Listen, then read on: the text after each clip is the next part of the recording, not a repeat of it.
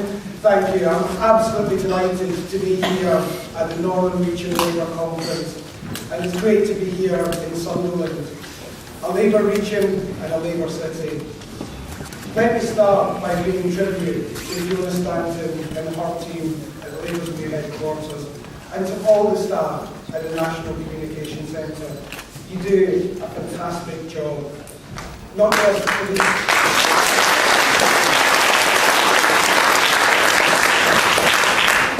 just for these set-piece events, but all year round, supporting our MPs, our councillors, our activists, and most importantly, our members. So thank you. As we heard from Harriet this morning, we're here to focus on the forthcoming local elections throughout the region, in Tyne Wear, in Hartlepool, in Carlisle. And in Carlisle in particular, I believe we can win. We need to gain 2 seats.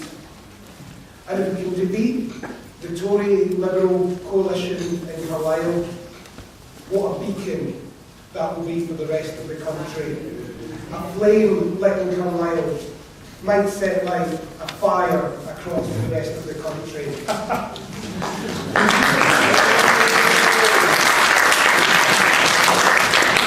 We want to see the back of this coalition, don't we? Well, let's start this in May. And let's not forget about the police commissioner elections in November. We didn't want them. We wanted more police in the lead. But now they're with us.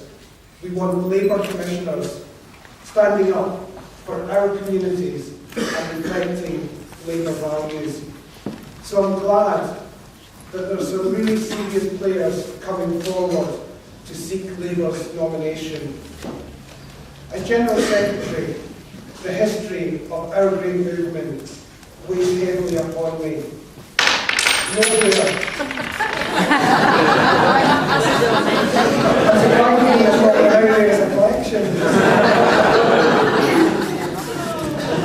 Nowhere does it weigh more heavily than here in the north. In so many ways, the anchor of the Labour Party, the region that kept faith throughout the good times and the bad times.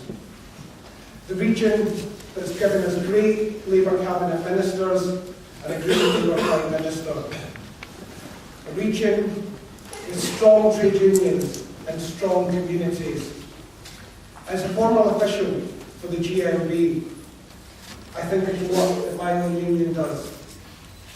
As General Secretary, I think of the other work that all the other affiliated trade unions play. Strong because we are united, and weak when divided. It's more than just a slogan. It's a simple truth that united we stand and divided we will fall. It's been true in the past and it will continue to be true in the future. We all understand that our communities are under threat from this Tory-led government. The great revival that happened in the north happened under Labour. This has now been undermined by Tory ministers who couldn't even find Sunderland on a map. We're seeing the scars of mass unemployment in the towns and cities that bore the brunt in the 1980s and the 1930s. We're returning to the days of Ellen Wilkinson and the Jarrow Archers and the towns that were murdered. We're seeing unemployment at record levels. You know that you're unemployed as a young person, you're more likely to be unemployed in later life, to suffer ill health and to earn lower wages. George Osborne is wrecking the lives of young people, not just today, but for decades to come. If you want to see short-termism, consider the sell-off of Northern Rock. Labour saved Northern Rock. The Tories are now selling it at a £400 million loss. Doesn't that tell you something? Tell you all you need to know about the Tories. And we should hold Richard Branson to his promise of keeping Northern Rock in Newcastle and to no redundancies in those first 3 years. But what will happen after that? It should have been made a mutual. I don't think Osborne could even spell mutual. It breaks my heart to see what the Tories are doing to Britain. I worry about the country that my two children will grow up in.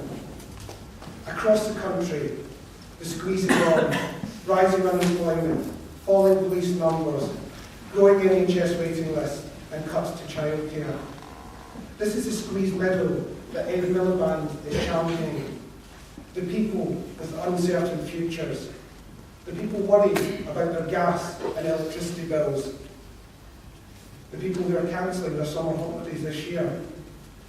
The people working longer hours, seeing less of their children, and earning less than they did 5 years ago. Our people facing unemployment, losing their homes, or seeing their businesses go under. Labour gets it, the Tories don't. The Tories hope that the economic slump will make people more selfish, more insular, more Tory. But the people I talk to, and I'm sure many of you speak to on the doorsteps, are becoming more Thatcherite. They become more concerned about fairness. They want a fair society. Fair at the very bottom for those on benefits, and fair at the very top for those receiving bonuses. Ed is speaking their language.